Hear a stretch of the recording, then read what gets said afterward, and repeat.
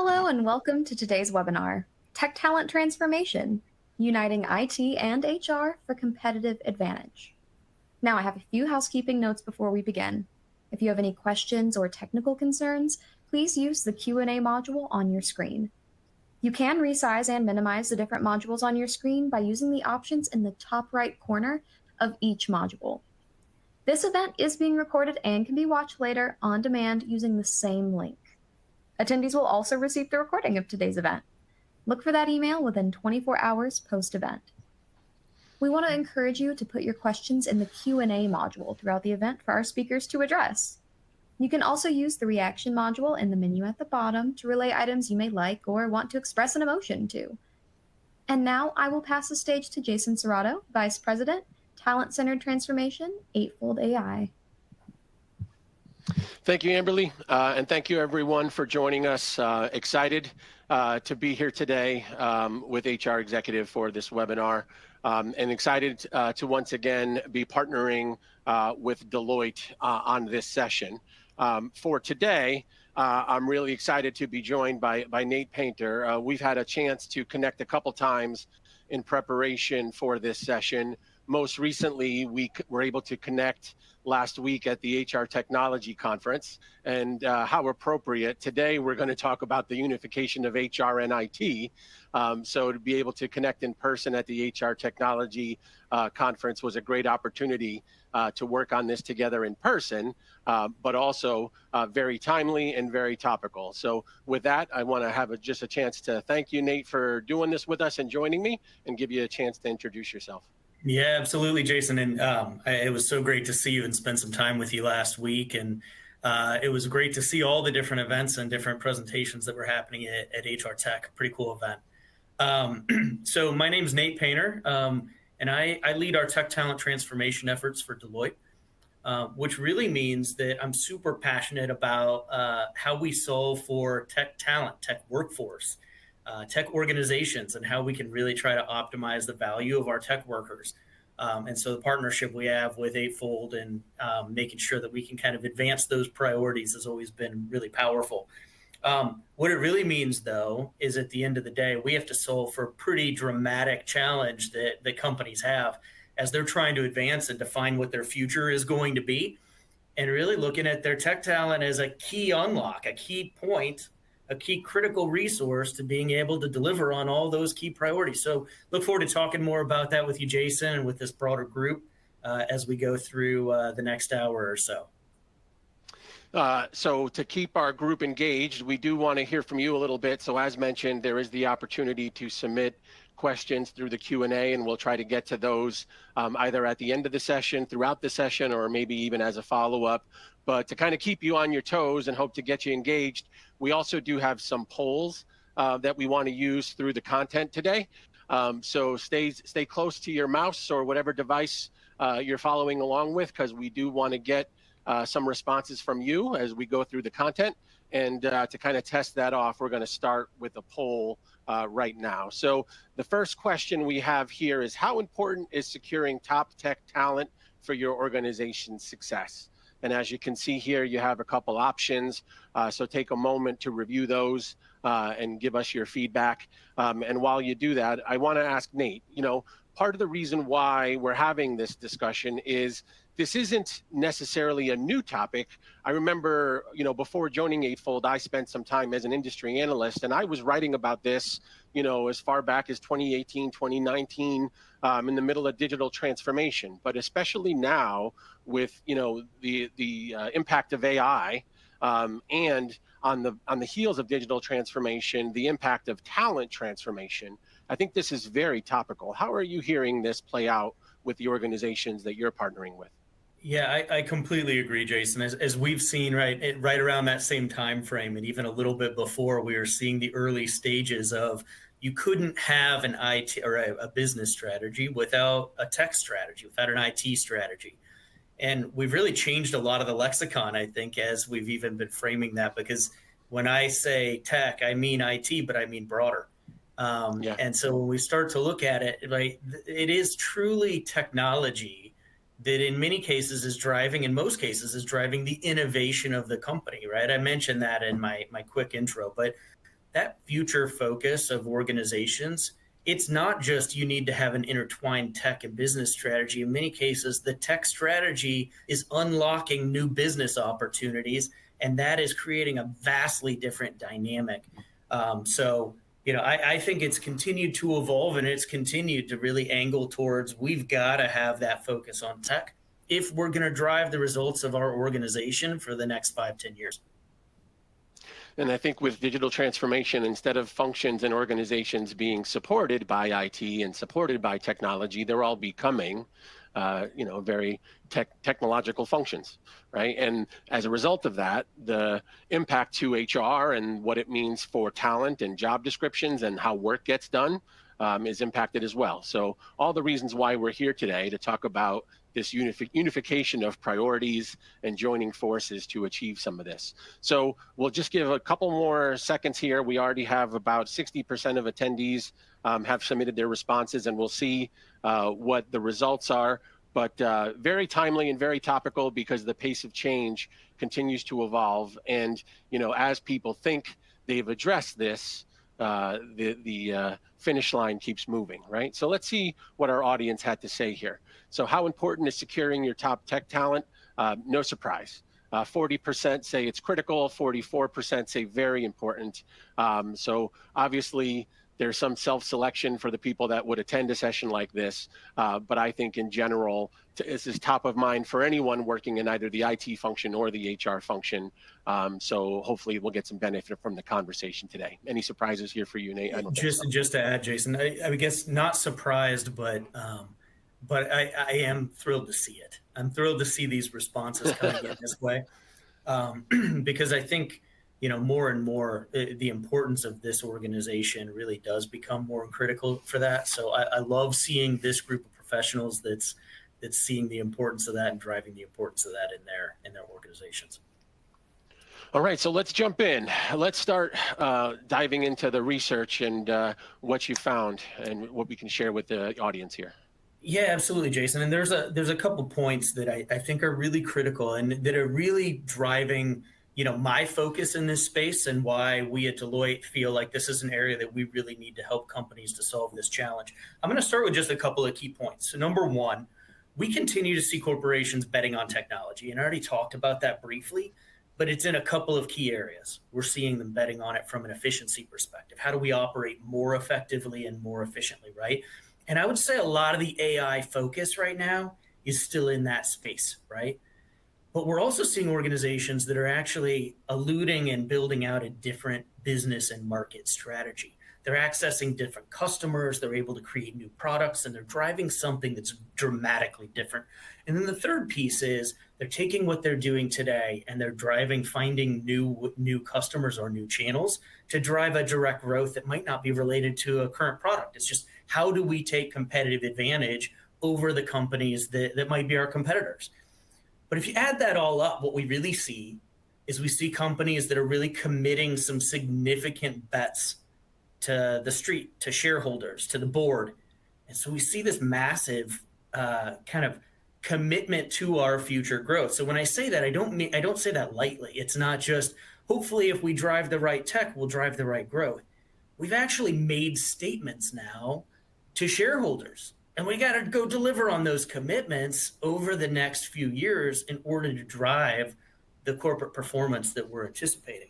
So what does that mean? It means the street's embedded that into our share price. And it means that essentially all of our executives and everyone at the company has to help us figure out how we're going to deliver on those priorities and advance the company, right? And it's a massive shift, I think, from where we've seen historically, which was digital as part of it, digital enabling. I work a lot in consumer. We saw a lot of omni-channel, but this is really a fundamental, I think, shift to where we're now placing fundamental bets that the street is going to call us on if we're not able to deliver it. And you take that and you add another piece to it, which is what we're seeing is that tech talent is the most fundamental critical resource that is not solved for. And all of a sudden we get tech workers, the tech workforce, the tech organization as the hypercritical component to being able to deliver on that ambition for companies. And so that's why when I look at this, I get excited about how can we help to unlock that value and deliver on those commitments in a really, really dynamic space where we're going to see more tech jobs created. We're going to see more tech jobs in demand. And the tech jobs that we have are going to continue to shift because the half-life of skills is going to change. So even when we see things like, oh, we're going to grow by, 25% of the overall tech jobs, well, if you compound that with the skill shifts that are happening, we're multiplying that by about 200%. It's pretty massive. So I get really jazzed about the space. It's something I'm really passionate about. I know you are as well, Jason. Yeah, and I think, the pressure is that productivity per employee, revenue per employee, trying to drive innovation.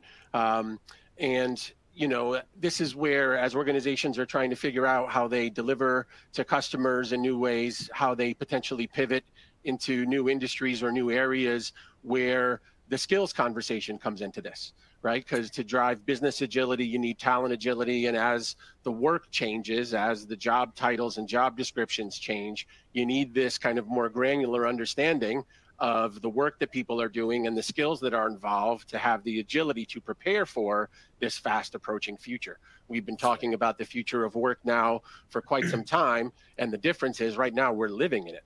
So instead of talking about it, we're living in it and building it as we go. So there's a specific word on here that jumps out at me, activate, right? So when we think about it from an HR perspective, talent acquisition really is transitioning to talent activation, and talent management is really evolving to talent enablement. So I love, where we're starting the conversation, and it's a nice jump off point for what comes next. I love that framing too, Jason. I want to quantify. So this is the other thing that I think is really powerful is I want to quantify some of those things that I was just talking about. I'll do this pretty quickly, but the big number, right, that I keep marching toward is how do we help companies unlock a $5.5 trillion gap? So by 2026, right, that's not far off. That's 2 years away. We essentially, IDC has come out, right? Analyst group IDC has come out and said that there's a $5.5 trillion gap in being able to deliver on the revenue commitments of the IT organization, deliver effective quality of the IT solutions and the technology solutions in the market, deliver the right products. And it's all because of IT skills. So if there's anyone who's focused in the HR space, the talent space at organizations, making this a priority, right, there's a number there to really attach to this. And I really find that to be a rallying cry. So Jason, the other things that I'll just point out really quick are, those are then reinforced, right? The numbers are reinforced by the survey data that we see. Right. We see, I know you put on LinkedIn, 13% of employers say they're unable to hire and retain. Right. And I think retain is a big piece of that. We'll talk about that as we go. But then we also see 46% of leaders who say they have, right, they're not able to deliver that. So it's not just IDC saying, hey, we can quantify it. It's leaders across organizations through Deloitte studies and external studies that we can really see that this is continuing to compound. And will continue to compound unless we really do something about it. So I think there's definitely a sense of urgency and a burning platform, as well as a disconnect between capacity and execution. So for a lot of organizations that are faced with this, this really becomes a critical issue to address and a critical need to try to find solutions to gather data and different strategies to try to solve for. So I really think, this is a wonderful conversation to be having at this time, because the pressure on technical talent, on IT, on HR is just going to continue to grow as this world evolves. That's right. That's right. And Jason, I'll flip ahead and I'll just go through this really fast. But, this is really just saying that it's intensifying, right? It's not going away. And it's fascinating in the market today because we hear all the stories, right? And I'm sure that we've got listeners on this call or will that'll look at us and say, but my organization has actually decided to downsize in this area, or we're seeing some reductions. And what I actually look at that as is we haven't seen overall market adjustments. We've seen adjustments in which companies are hiring for which skills and how they're placing their bets. And it's pretty fascinating because what it really points to is volatility.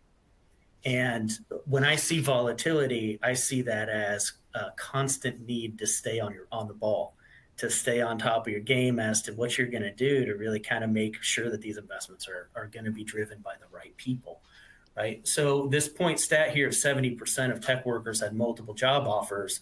I mean, that's going to continue to contribute to that volatility in addition to companies trying to figure out which priorities they're really going to invest in, how to hire those people. And then did I overinvest? Did I underinvest? Am I delivering on that priority? And how do I balance the dynamic nature of the macro conditions of the market today?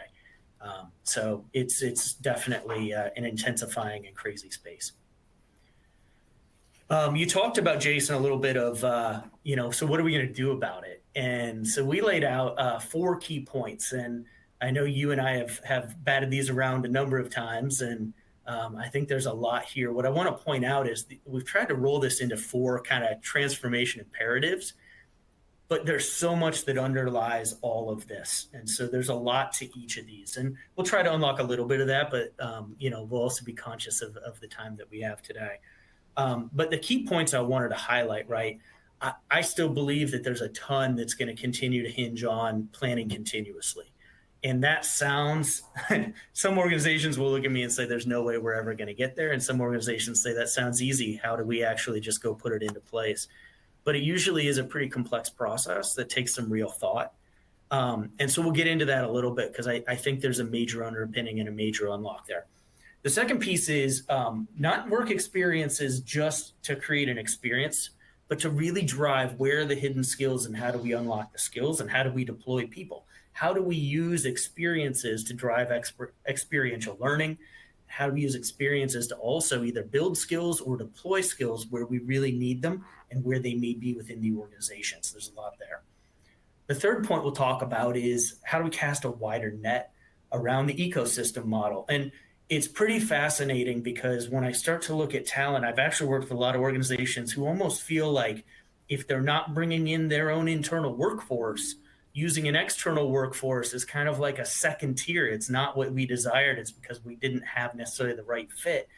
I think there's a major shift in the mindset and the thought process on how we really use external workforces to our advantage, not as to fill a gap. And so we'll talk about that for a second. And the last one is really around microcultures. And that's where we get into more of those experiences that are going to drive retention, that are going to create unique spaces for people that might have kind of a different expectation of what they're going to get from a company than the macro culture that we see, which obviously is still going to be important to the operation of that organization. And I think, from an HR perspective, coming at this from the other side, historically, a lot of HR practices and processes have been aligned with the CFO and the annual calendar and, cyclical annual processes. And with digital transformation, they've increasingly been aligning to the CIO. And you get more project-based, and you get, pulse check-ins, and you get spot bonuses, and you get a lot more of the skills conversation because work is changing and your skills are evolving faster. I think this conversation is the continued evolution of that. Now that process and those practices have had a little bit more time to expand and evolve. So, part of this, planning continuously is enabled by tools like AI, but also kind of breaking away from that annual cyclical process that we've been accustomed to for how we've gotten here, and is much different from how we're going to get to where we're going. And I so totally agree. If you want to flip ahead, Jason, I'll hit on a couple points with that because I think it's such an important, powerful point. And honestly, it's amazing when you sit down and you think about how organizations have historically worked and the role of IT and kind of these things that have become normal for technology organizations or IT organizations that might be different from the rest of the functions or the operations of the company. And one of the ones you just hit on was that whole project focus, right? And so when we really think about workforce planning and the importance of this, continuous planning, I really do see that project versus kind of operating budget, business as usual budget, keep the lights on budget, which is what we often hear it referred to in IT organizations. But there's almost this massive difference even in that thought of most of the rest of the organization doesn't have as much of that continuity around like project budgets that are constantly shifting with regular priorities that are evolving, right? Yep. And so we may see that in real estate functions, but it's more, we see it in IT probably more so than anywhere else. And what's set in the budget this year, we may not be able to get to. And that means it's going to pivot what our priorities are going to be next year and the year after that. So it's this constant evolving pivot of where are we going to spend our resources, where are we going to put our money, where are we going to put our people. And that to me can be a really daunting task. But it's also a pretty awesome opportunity for us to be looking at how do we deploy people? How do we redeploy people? How do we really continue to pivot those skills in potentially roles that aren't always going to be static, where somebody's not in the same role or growing in the same pillar of the organization for the next 20 years. Well, there's a lot of flexibility, and it's fascinating because I think that's what the IT workforce is really looking for. So 3 things I'll just hit on really quickly. One, workforce planning, as we've been talking about, is really important. The second one is we're also seeing a lot more globalization, a lot with global capability centers that are stood up in other geographies. And what we often see is we may plan for one, we're not planning for both. And so that global calibration, that global collaboration and planning becomes a really key piece, adds a little bit of complexity, but the value you get out of it is tremendous. And then the third one is really, right, we need to continue to really focus on elevating tech beyond traditional tech workers. I know you alluded to that, Jason, and you and I kind of share that perspective that we need to build that technology knowledge, and we need to make sure that people beyond the tech organization are thought through as part of how are we going to continue to advance this priority and make sure that people are continuing to drive the future of the business in the right ways. So 3 areas that I look at as, some pretty massive foundational pieces. If you can start to get these right and even start to move the needle on them, I think you see some pretty incredible value. And before I turn it over to you, Jason, I want to hit on 2 other quick points, right? Because if you take a workforce that's in a couple thousand people, usually at most large organizations, and you say, and that's a small, right? We see financial services organizations that are at the 65,000 and tech organizations in the 100,000 of tech workers. If you can create a 10% increase, which is what Harvard Business Review says, you can create a 10% increase in productivity of that workforce. I mean, think about the unlock of that from the number of people. That's a return on investing in planning effectively. So I just love the power of what you can do with this right planning. It does take some real focus, though. And I think, we're talking about change management and transformation and this ability to flow across the organization, but also, what's on the table to potentially change and be under consideration for completely being thought of differently. We talk about thinking, managing, and measuring differently and changing the constructs by which we've organized work, measured work. And in the overall Deloitte research for the Human Capital Trends Report, a common theme was how the way we've organized and classified a lot of things is decoupling and changing. So the way we've organized historically, in addition to now the way we're operating, is also changing. So you mentioned things like budgeting, things like cycles, things like cost centers. All these different things are now on the table to be re-examined and potentially redesigned to address the needs of a world that operates like the one you're describing here. That's right. Then the other one, Jason, to hit on with that, to those exact points, right? I find it liberating. Some find it daunting. I find it liberating with the amount of opportunity it creates. But some of that is right. Also thinking about something you and I share real passion on, which is skills, and how can we really harness the skills that are there in the organization. And so, the more that we can really kind of focus on addressing the half-life of skills, but using those work experiences, using workforce planning to do that, really becomes pretty massive. The other thing that I wanted to just highlight really quickly as we're doing that planning is this focus on, right, it's not just about tech skills, but it is a marrying of tech skills and what we call kind of foundational human capabilities at Deloitte. What we actually did recently in a survey is we asked what were the most critical skills across the board that were going to drive your tech organization. And things like problem solving and business case development actually rose to the top. the only tech skill that was on the list was actually data and analytics. The critical thing is it doesn't mean those tech skills are less important. It just means that you need workers in tech that can also bridge that gap and solve that connection with the business, which we see here is what C-suite roles are really going to be looking for as well, which is they need to be well-versed and they need to be thinking more about how can I bring some of the tech knowledge and marry it up with my business knowledge and my functional expertise that I've brought that's helped me to accelerate my career to where I am today.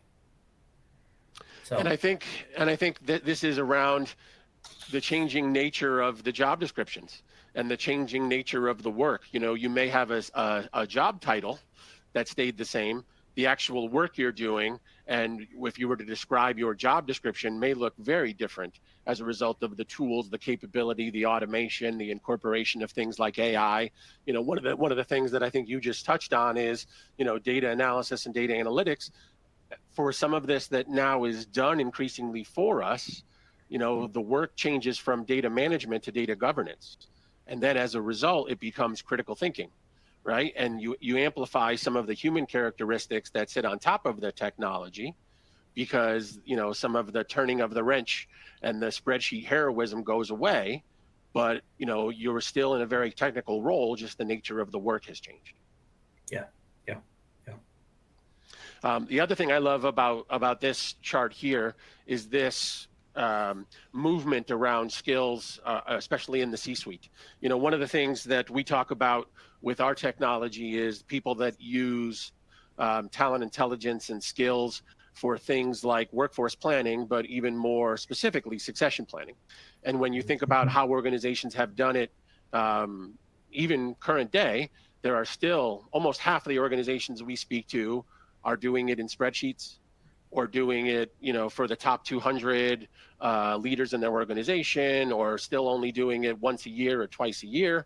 In order to address emerging skills, you're going to need to go deeper in the organization.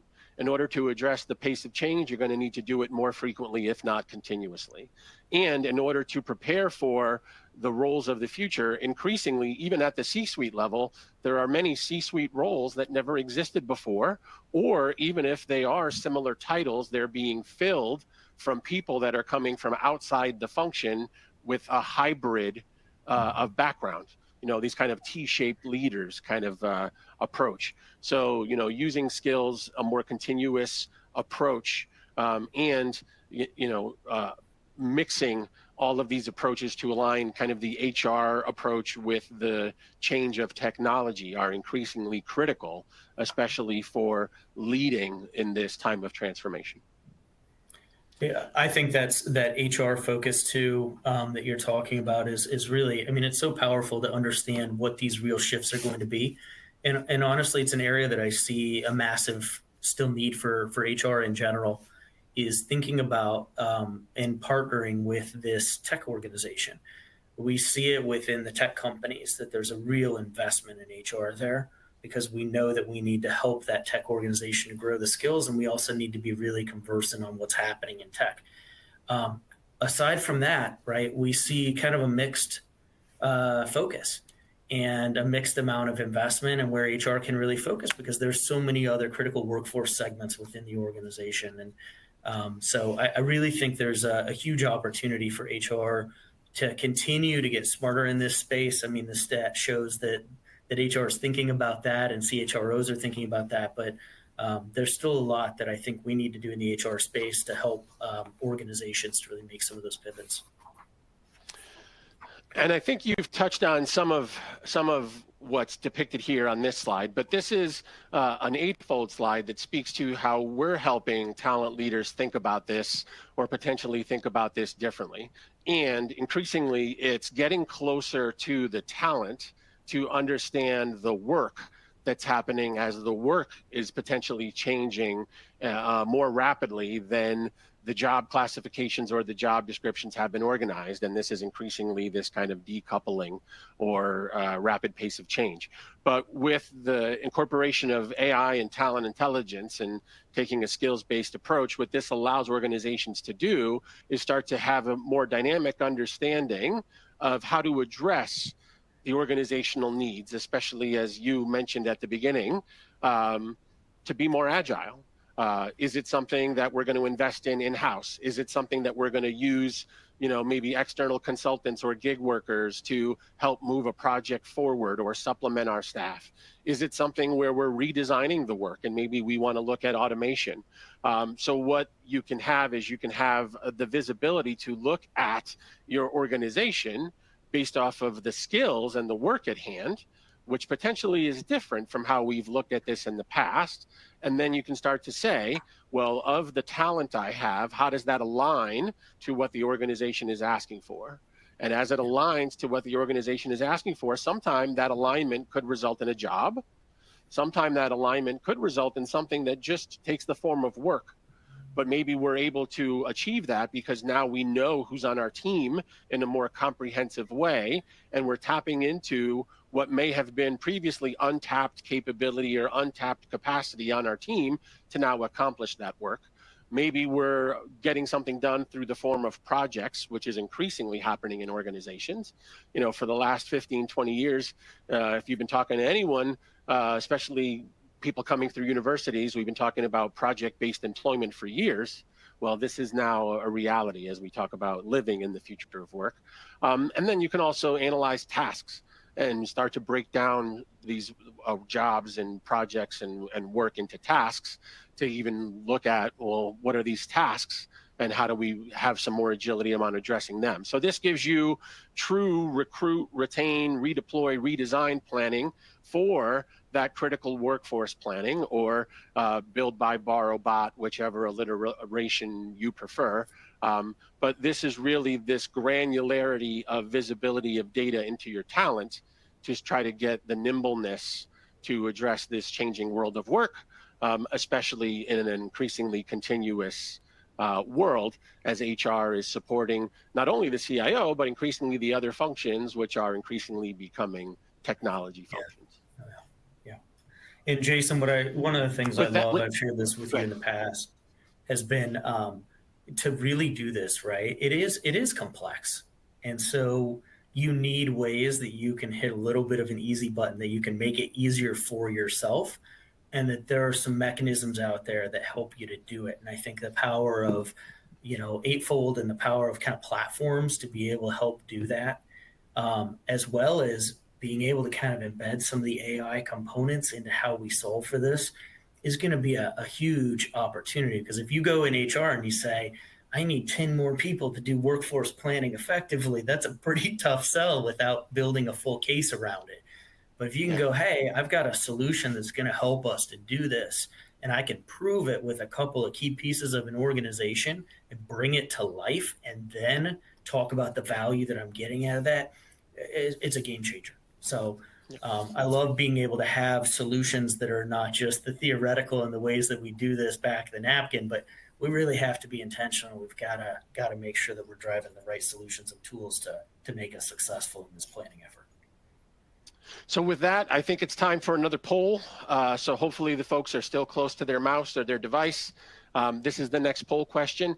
How confident are you in your organization's ability to track and understand the skills of its workforce? Kind of piggybacking on some of the themes we just talked about, I kind of want to get a pulse of the audience on this one.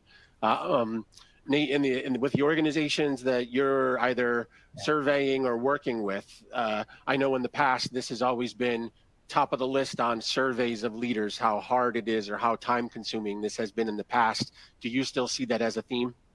Yeah, I do, Jason, and that's why part of where I was just going a little bit with that last point is, if I looked at this more holistically across organizations, I would kind of expect to see more of a somewhat confident here, because I really do see that maybe we've got the idea, we've got a vision, we can understand the power and the value of starting to really look at skills, but really putting this into practice for a large organization that's grown up for 100 years or less even is really difficult. And so it becomes a pretty daunting task, at least from what I'm seeing with organizations, that either you're fully committed or you're looking for a faster path to get there. So I would expect maybe a little bit lower confidence here, but I'd be thrilled if it's higher and others are doing more in the space. I just know even today, I still hear from leaders who say, we know more about people coming in the door than we do after they've been here for a year or two. And we have to go back and try to re-examine who's on the team. And it takes time to collect this information. So when we talk about being able to respond quickly to the needs of the business, the needs of our customers, the challenges or competition in the market, this continues to be a challenge. So it'll be interesting to see the feedback from the audience here. But it's captive data, right? I mean, if we can harness it, if we can use it, it is data that we have a unique access to make better decisions with our people and on behalf of our people both. All right, let's go ahead and see what the results are. I'm not sure if you led the witness here, Nate, but here we go. 60% somewhat confident. Only 3% very confident, 17% confident. So that lets us know there is still work to do. And that lets us know why so many people were interested in hearing the conversation today. But also, there probably are some areas of the organization that are ahead and some areas of the organization that are behind. I always refer to this as islands of excellence and deserts of despair. It's hard to do this at scale across very large enterprises. But in today's world, that's ultimately the goal. Yeah. Well, and I have to admit, Jason, I mean, the challenge is the tech organization, and I'll go back to the IT centric, but like IT organizations are pretty complex to do this against because of the dynamicism of those skills and roles. But the value you get by focusing in that space is pretty awesome as well. So I would encourage everyone who's on the journey to at least to continue it and try to figure out ways to continue moving that forward. Glad to see that there's a lot of people that are really continuing to make that investment and keep it as a focus. Jason, I'll flip over. I want to go to point number 2, which goes right back to our skills conversation, right? So I talked a little bit around the second one, which is human capabilities. Experience-based learning is kind of a key piece, though, because one of the things that I really think is powerful is if we have that planning capability, if we can build on that, we really can be focused on what experiences are going to drive that skill set. And this goes a little bit, right? If I think about a lot of the other functions in an organization, I might get 10% of my workforce that I can deploy on more strategic things that are changing the game. In an IT organization, that might be 50, 60% of your workforce. And as we move to the cloud and are more dependent upon cloud for infrastructure and some of the backbone of our technologies, it actually increases the percentage even more. And so the ability that we can create these experiences that are really kind of aligned to learning, to continue to advance our skills growth, not stagnate the people who are working and supporting, parts of technology that might not be forward thinking, that might not be as part of that future skills portfolio, is a powerful opportunity. But it all hinges on what we were just talking about, which is really embracing that skills focus. And I like to think about it as using skills as currency to an extent, right? How do we actually figure out kind of how we can shift that from it doesn't mean we're going away from roles, we're getting rid of roles, but it means that we're actually thinking more granular about what some of those roles are. And just to bring that to life a little bit, I think about this on the tech side, and I think about you've got a workforce, and let's say you had 200 engineers that have Java skills, and so they're out able to kind of build out web-based technologies. Well, what if you only have 50 of those that actually have Google platform skills, and you're modernizing into a new Google marketing platform where you've got to build custom technology, right? So now I've got 50 people that have that that are all the same role as the other 150. And then I take that even further, and I've only got 20 that might know customer and marketing. And so now, same pool, I don't really have that insight unless I've looked at their history or asked a lot of people. And then I take that even further and I go, how many people have led pretty complex, challenging programs that require me to have multiple customer disciplines and bring that to life in Google using these Java skills? I mean, it's fascinating when you start to break this down and you go, okay, I actually do likely have some of these very unique people. I like to think of those as the unicorns in the organization. I do have those, but I've got to filter through what I also think of as the horsepower of the organization, right? The real strength that I have in mass that's brought kind of a big skill in engineering. And so I think there's a lot that can be unlocked here, and a lot of companies that can be actually looking for that with the right focus on skills can actually find a lot more there. And usually right now, a lot of organizations are looking at it saying those individuals are tied up if I even know they exist. And so I'm going to go out to the market and I'm going to hire new people. And that's a 6-month journey to find the right specific individual. I end up paying a premium for them. And so it creates a pretty massive dynamic that if I had this data, if I was thinking about it differently, I might be able to solve internally with a lot less headache. Yep.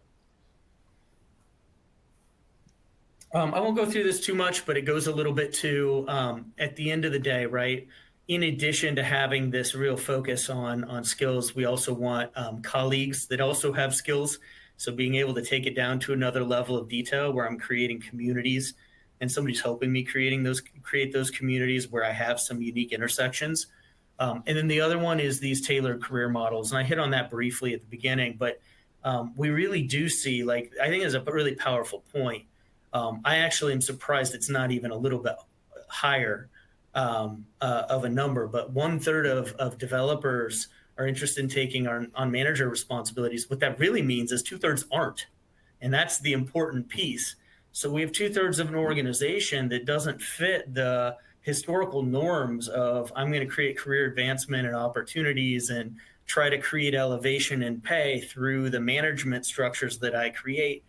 And the number of organizations I work with that say you can never get to this level unless you move up from 5 direct reports to 10 reports underneath you, right? It's embedded in the bylaws. It's embedded in the way that we think about jobs. And now we've got a whole organization we're dependent upon for the future that doesn't want anything to do with that. So it's fascinating that, you know, there's some things we really need to listen to and unlock. And there's some really good ways to do it. We won't go through all of them here, but there's some great accelerators to do that. So, and I know you all are thinking about that too, Jason, with Eightfold. We're thinking about it. We're trying to provide visualizations of it, but we're also working with organizations that are on the leading edge of that. So for example, we were working with an organization recently that was coming to us to help them through a transformation where they were going from, 14 levels of career ladders down to 4. Right? So if you're increasingly shifting more towards project-based, or you're removing 10 levels of hierarchy to try to move out bureaucracy or create agility and speed and efficiency, well, all of a sudden, your requirements for career growth and promotability look very different. Right? So massive what shifts. what you just said is kind of baked in. All of a sudden requires a different recipe, right? So now what data do you use? How do you make those decisions? What criteria do you make? How do you tell that story to employees? How do you create that transparency? Those are the type of things we're trying to enable. This next visual is one around trying to create that visualization and how we do this with career paths with Eightfold. This is a graphic representation of it, but I'm going to steal shamelessly from something that you shared just a few minutes ago around everyone looking for the unicorns while you still have a lot of horses, right? And the thing about it is except for the last 5 or 10%, horses and unicorns are very similar.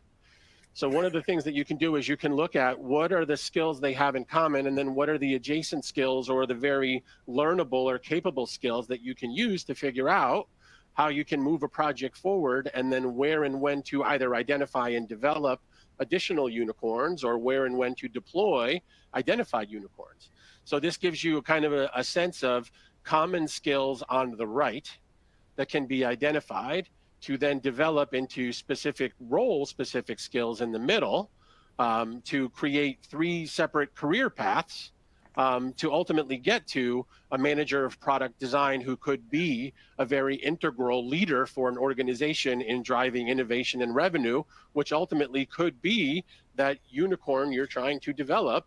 But this is the way to go from who you have in the organization and where is the common starting point to develop those points of not only development, but differentiation to get that internal capability and build from within.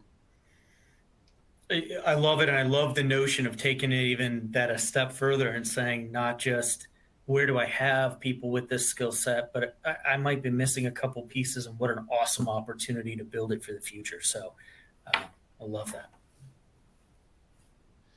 And then just this next one is a nice visualization of upskilling from a declining role. So with skills intelligence leveraging market insights, you can also look at what are declining roles and what are rising or emerging roles.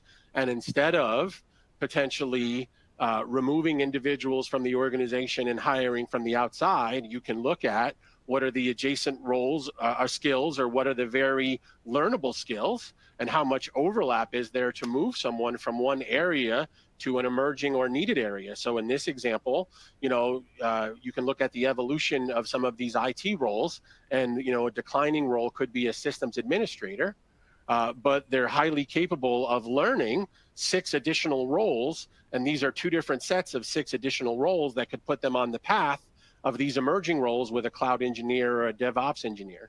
So instead of saying, we don't need this role over here, let's remove them and hire from the outside, you start to look at the existing capability and the internal knowledge, and with a few additional strategies around training or development or projects or exposure, you very quickly can build from within for these emerging needs and redeploy and reskill existing talent.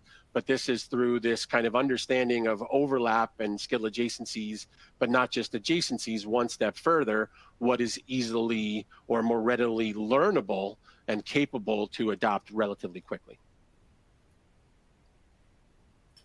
Jason, we're starting to look at some of that just from an outside market perspective too, which is great, which is where if people are unhappy, if you had systems administrators, right? Some organizations would look at that and say, okay, I don't need as many people in that role anymore. We're able to look now and see, okay, where did they go? If those people still have a really strong marketable skill, and most of them, to your point, are going into these more advanced roles. So we're able to kind of start looking at that data. It's been really fun to see as to what those shifts are happening in the open kind of public market of talent.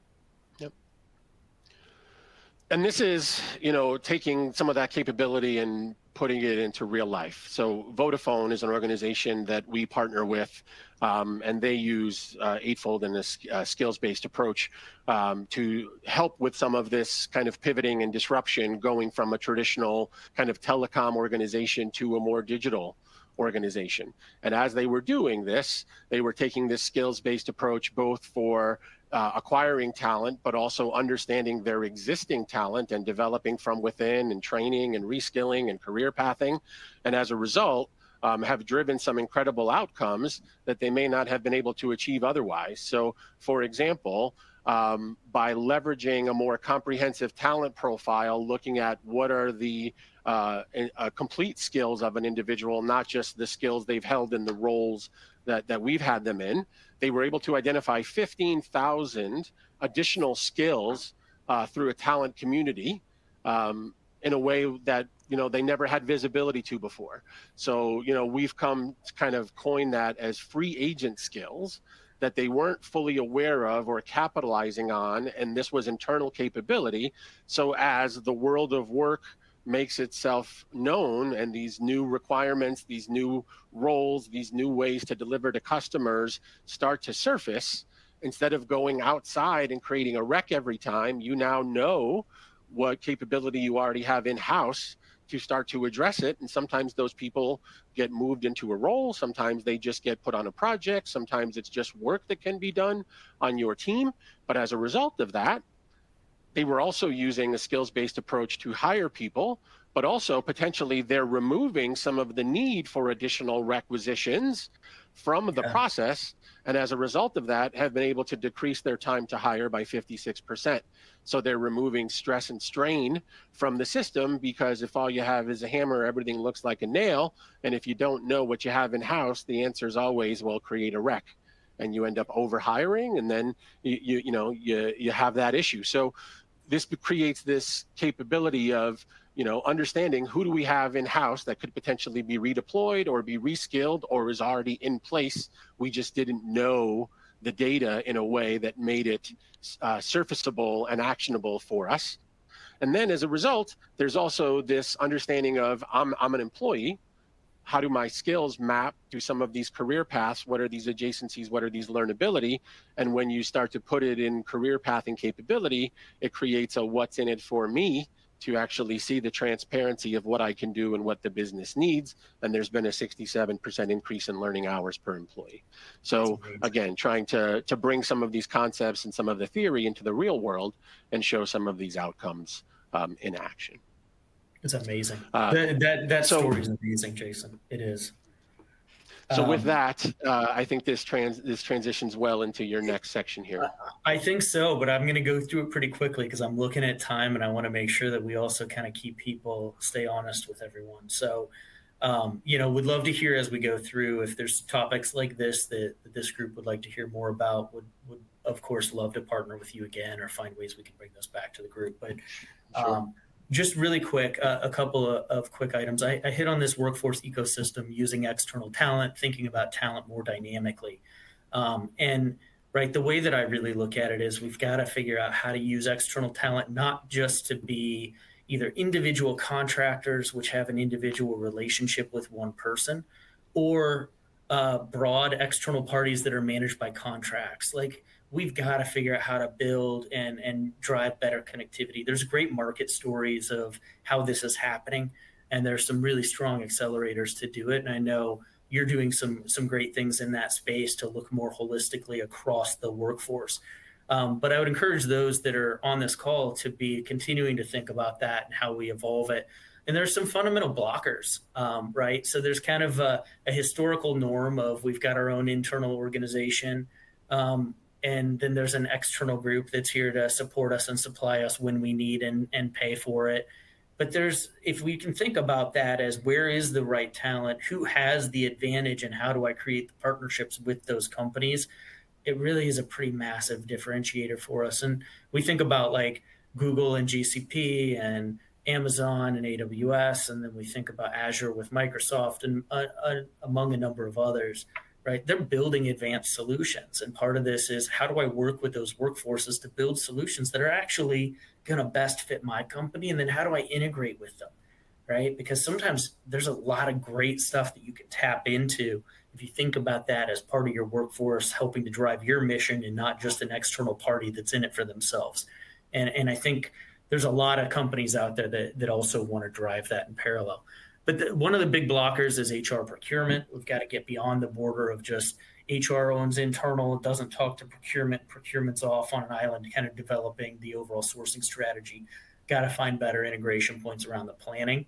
And then we've got to integrate the talent once we have them and turn it more into a good working relationship, which we see in pockets, we see in teams, but we don't always see holistically across the organization. I could go on this topic for a couple hours, so I'll keep us moving, Jason, but I think it is a pretty key piece. And I think for us, the organizations that we partner with are trying to do that as well. And they've starting to coin their own phrase of building an agile talent ecosystem. So for us, they're addressing employees and applicants, but also using our technology, have folded in, the kind of the contractor and gig worker and contractor landscape for more of a total talent approach. But even beyond that, we have an offering called Workforce Exchange, which is more of a public-facing marketplace, and they're opening this up to citizens and to society and to the supply chain and to an ecosystem. So, if they provide a certain technology or a certain software, if they have people that are trained and certified that are delivering to their customers or their partners, they are now getting visibility and access to those people and looking at this as a more comprehensive ecosystem of talent and an audience to then be able to look at this for a variety of options in the future to not only service themselves, but potentially service their entire ecosystem. For the sake of time, we had one more poll, but I'm going to skip it and jump ahead to the fourth option here. So let me go to the fourth option here and talk about the next section. So here you go. Yeah, that's great. And in this piece, I hit on briefly before, Jason. Again, I'll move through it quickly in the interest of time. But the way we're really thinking about this is, right, we see some pretty dynamic microcultures within tech. And so we see tech workers that want to work with tech workers. We see engineers that want to do advanced engineering. And we see engineers that are not as advanced that want to continue to hang out with the engineers that are doing advanced engineering. We see those that are really kind of in enabling services and platforms, SAP, Oracle, and others, that really want to figure out how to build a better relationship with their functional leaders. And so there are these different microcultures that we can really lean on, right? Cyber's got its own microculture when done well, around securing the organization and stabilizing while it's still empowering tech workers to get done what they want. And so this whole focus on microcultures becomes really an amazing opportunity for companies to think about, what they can do to retain people, continue to keep people motivated. Within that, right, we've talked about career growth models and career shifting kind of the career models and creating more flexibility that allows people to kind of navigate. Some great examples that I know we've developed, you've developed as well, on how to, and you gave an example of how we can kind of redefine some of those lines to create different career opportunities. The other one I'll just hit on is the relationship with peers. There's some pretty dynamic things out there. It's not just peers within the company, but they want to stay tapped in with people at other companies. And so when we really look at architects and engineers that are leading the way, they want open source opportunities. They want places where they can practice, they can test, they can experience things together in a broader marketplace than within the organization. And often the organization tools and solutions are actually a limiting factor. Figuring out how to create a way that they can do that while still maintaining the security and stability of a big company is a little bit of a challenge, but it's one that we have to continue to work to solve. And again, great opportunities out there. And this is a visualization of how we do that. And, as I hear you describe that previous slide, this kind of brings that to life.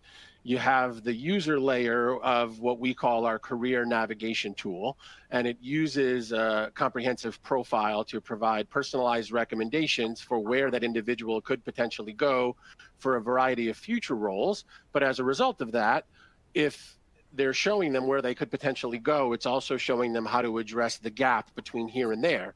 And ways to address that gap could be training, could be projects, could be mentorship, connecting with peers, getting exposure to a variety of things internal to the organization, external to the industry. So this kind of brings a lot of those requirements and requests to life. But underneath that is this data layer coming from our globally curated data set that's continuously learning and evolving from context of skills, roles, companies in the industry, and learning over time. For this is not just a static point in time kind of career map. This is continuously learning with every piece of new information, both from the individual and from the organization. So this becomes a dynamic, living, breathing thing that starts to become regenerative. And that's where the what's in it for me comes from, and where you see some of those results, like I shared earlier, 91% repeat visitors, or an additional 300% increase in training hours, or 8.5 additional courses per year. So with that, I just had one more quick case study, and this is from an organization called Forvia. Forvia is a French automobile supplier that's actually #1 for vehicle interiors and emission systems. And if anyone has seen what those tools look like, they're increasingly computers. They're increasingly digital tools. So they're shifting from being a traditional automobile manufacturer to being a digital company.